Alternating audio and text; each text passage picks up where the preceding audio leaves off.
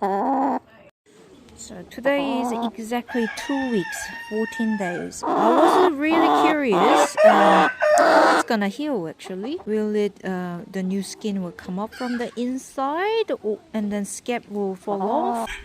How? But it's like somehow magically, the scab is pulling the open cut magically, like stitching, and it's getting smaller. Isn't it amazing? Spray Betracin.